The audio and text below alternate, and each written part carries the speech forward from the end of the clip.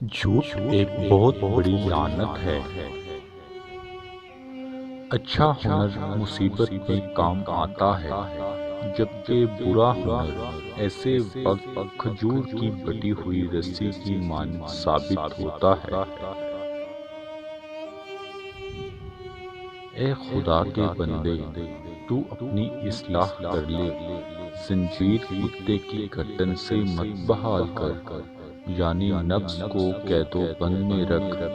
نفس یقیناً ایک خونی درندے کی مانند ہے، اگر یہ احسان فراموش ہو جائے تو مثل نمرود بن جاتا ہے۔ وہم کا کوئی علاج نہیں، توہم پرست سے جو عقیدہ چاہے منوا لے۔ نماز اس طرح پڑھو گویا تم اللہ تعالیٰ کے حضور دست بدستہ کھڑے ہو۔ جاہل کو کوئی نصیحت کرنا ایسا ہے جیسے بنجر زمین میں بیج ڈالنا۔ اے عزیزا، ہمارا نفس بھی اژدہا کی مانند ہے، اسے مردہ مت سمجھے۔ ذرائع اور وسائل نہ ہونے کے باعث ٹھٹرا ہوا نظر آتا ہے، اللہ تعالیٰ کی عبادت سے غافل، اور دنیا دارہ کی حرارت سے وہ حرکت میں آ جاتا ہے۔ اللہ تعالیٰ اپنی مصلحت کے مطابق تدابیر کو توڑ دیتا ہے، قضا کے سامنے کسی کی نہیں چلتی۔ اس کے کرم سے گنج نامہ تو مل جاتا ہے، مگر انسان جلد بازی، چالاکی، ہوشیاری سے پانے کی کوشش کرتا ہے۔ یہ جوہر عاجزی، انکساری اور من میں تلاش کرنے سے ملتا ہے۔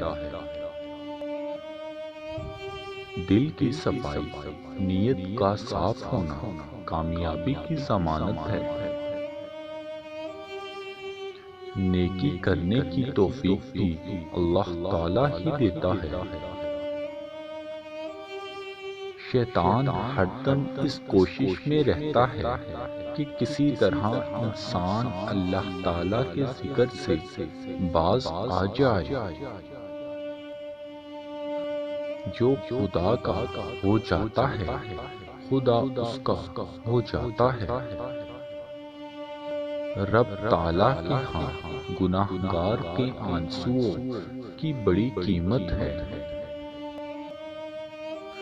حضور صلی اللہ علیہ وآلہ وسلم کی محبت میں جان بھی چلی جائے تو گھاٹے کا سودا نہیں۔ دین کے راستے میں مشکلات آ جائیں تو ہمیں حضرت بلال حبشی رضی اللہ تعالی عنہ جیسی ہستیوں کی زندگی پر نگاہ ڈال لینی چاہیے۔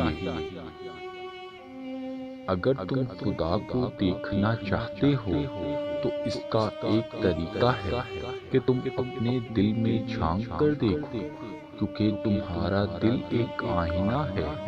اگر یہ بدی سے پاک ہو تو اس میں خدا بھی نظر آ جائے گا۔ آئی ہوئی مصیبت کسی بڑی مصیبت سے بچانے کا ذریعہ ہوتی ہے، اسی لیے حالات کو سپرد اللہ ہی رکھنا چاہیے۔ اگر کسی کے دل میں حضور صلی اللہ علیہ وآلہ وسلم کی چاہت و محبت نہیں تو اس کی زندگی بھی بے معانی ہوگی، وہ بدنصیب عالم برزخ میں بھی رحمت الہی سے محروم رہے گا۔